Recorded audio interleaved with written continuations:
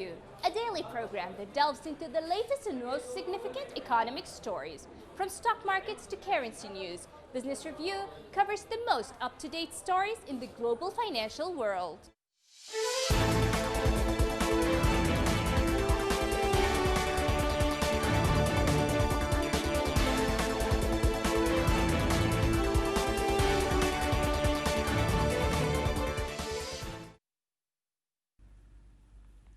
Poor neighborhoods in the Chilean capital of Santiago have seen a resurgence in the use of community kitchens once prevalent in the darkest days of dictatorship, as coronavirus shutdowns put pressure on jobs and sent thousands into poverty. With winter approaching and temperatures chilling, canteen-style operations provide plates of hot food to those dwindling incomes or nothing at all. They are organized by neighbors, local leaders, and councils who donate money or food. The kitchens come alongside a growing number of drives circulating on social media for food, money, and clothing donations. Chile is nearing the peak of the virus cases and deaths with 62,000 and 600 respectively, and hospitals almost at capacity. Its economy has taken a hit seen previously in the 1980s, when almost half of Chileans lived below the poverty line. When the virus landed in March, Chile was only just recovering from intense social protests over inequality, which saw looting and arson attacks on public infrastructure and business. Protests restarted again with skirmishes between police and people denouncing the highest job losses in a decade, leaving many short of basic necessities. On their first night, the word hunger was projected onto one of Santiago's tallest buildings.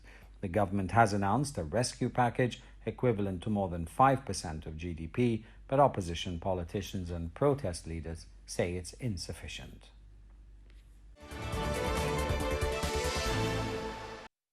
While Californians are still waiting to have haircuts, dogs like German Shepherd Agni are now able to be preened and groomed after coronavirus restrictions eased in the state. Agni is just one of the hundreds of appointments waiting for mobile dog parlor Aussie Pet Mobile, which is around 200 trucks in South California. Vanessa Carson was the groomer sent to pick up Agni as he waited patiently on his front porch in the La Jolla area of San Diego.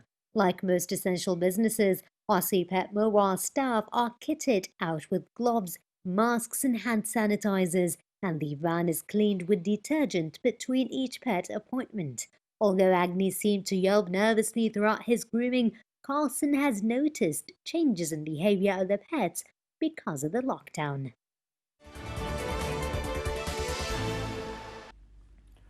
The Chinese Foreign Ministry spokesman Zhao Lijian said the China Population Welfare Foundation, the CPWF, and the World Health Organization jointly launched a charity fundraising program in Beijing to fight COVID-19 pandemic.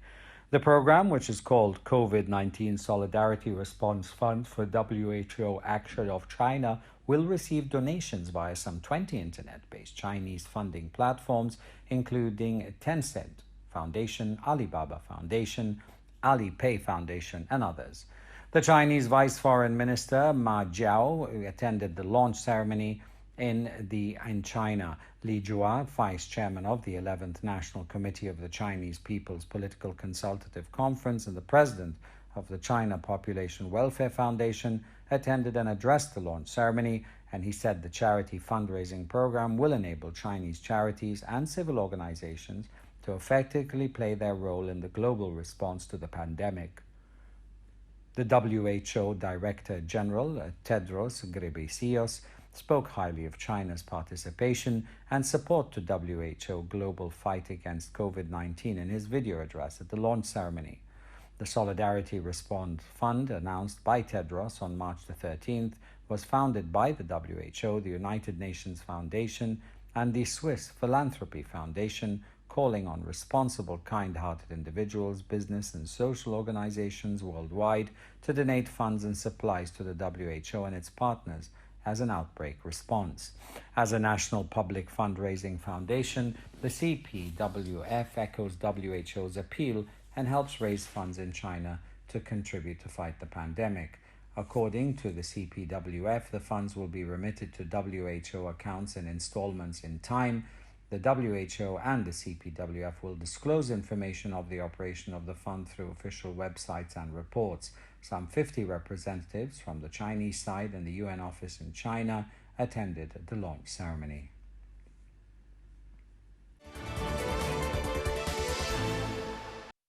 Ireland's Ryanair and Britain's EasyJet are among a number of airlines to make face masks mandatory on all flights as part of efforts to combat COVID-19. The vast majority of planes have been grounded since late March when the novel coronavirus spread across Europe. As nationwide lockdowns begin to ease across Europe and beyond, companies are now planning to restart services, albeit with a series of new safety measures in place. Eddie Wilson, chief executive of Ryanair DAC, Ryanair's main airline unit, said that the company's new guidelines mirror those set out by European aviation authorities. He said the immediate future of flying will focus on social distancing, the wearing of masks, and reducing contact between individuals on flights. Wilson said he foresees face masks becoming compulsory across all forms of mass transportation, at least in the short term. Along with the hospitality and entertainment sectors, airlines have been hit particularly hard by the global response to the coronavirus crisis, with business drying up practically overnight. But as lockdowns ease in popular holiday destinations such as Spain and Italy, Wilson sees no reason demand can't begin to rise as long as passengers understand the safety guidelines required on all flights. However, he doesn't see the idea of 14-day quarantines in some countries as remotely plausible. Echoing comments made by the CEO of the Ryanair group of companies, Michael O'Leary, Wilson said quarantine policies were pointless and unenforceable considering there is no way to monitor passengers' movements and contacts once they leave an airport. Britain said it will introduce a 14-day quarantine period for new arrivals from June 1st. Although Ireland and France would be exempt. Meanwhile, EasyJet said it will restart a small number of flights from June 15th, initially between Britain and France. Flights would restart with new safety measures including the wearing of masks by passengers and cabin crew, enhanced cleaning of aircraft, and no food service on board.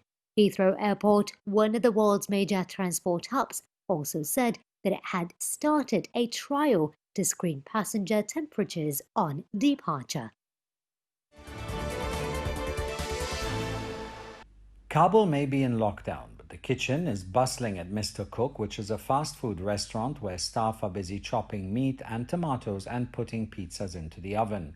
While many bazaars and restaurants are closed to prevent the spread of the virus, Mr. Cook can stay open, and it's one of the few in Kabul and in the country providing online orders and delivery to customers. The assistant manager, Fazil Ali, said the restaurant has averaged 60 orders a day during Ramadan, coming mostly through Facebook. The restaurant is not immune to the virus's impact. It initially had to lay off 20 staff and now operates with a total of 25, although Ali said he hopes to eventually bring them back. He added the remaining staff are taking precautions, including wearing masks and gloves and using hand sanitizer. Still, the virus is top of the mind of a 21-year-old delivery man, Mohammed Azam, who rides his motorbike through the streets. He said he feels good knowing he's allowed others to stay inside and avoid infection, but he does still think about a future when life might return to normal. The city of 6 million was put on lockdown on March the 28th to curb the spread of the virus, with offices, public transport and most businesses closed.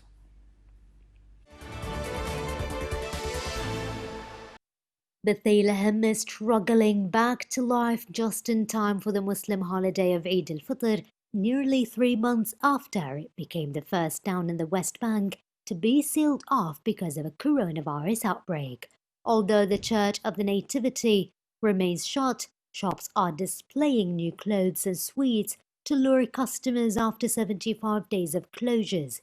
The city livened up after the Palestinian Authority eased curbs in several cities, including Bethlehem, in preparation for Eid al-Fitr. Shops, businesses and banks were allowed to restart briefly in cities not heavily affected by the infection.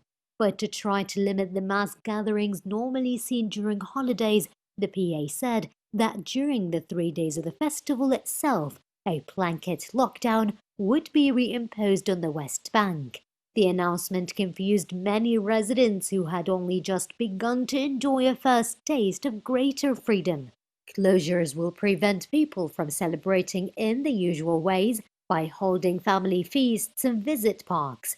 The PA has recorded 2 deaths and 388 infections, but some believe it overreacted, causing economic problems.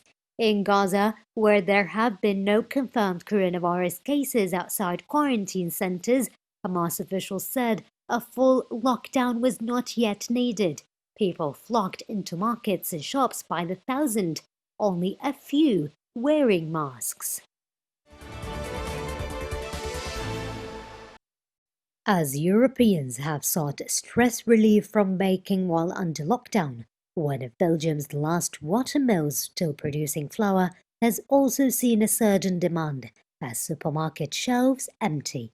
Belgian baker Adrienne, whose mill in the Adriens region of Belgium near Luxembourg has been producing flour for 6 centuries, said she had to rely on a network of small shops and online sales to supply eager consumers stuck at home and rediscovering baking. With friends and family baking and sharing their creations via social media during the coronavirus pandemic, Belgians have been mixing, kneading, and proving to overcome boredom. Once one of 430 mills noted in a 19,000 census in the region, the Holigan mill's increased activity since March has not been without challenges. German bakers seeking scarce spelt grain on the Belgian market have sharply driven up prices. The month of April was one of the driest and warmest on record, according to Belgium's Royal Institute of Meteorology, meaning a lower harvest for wheat farmers and lower river water levels for the mill.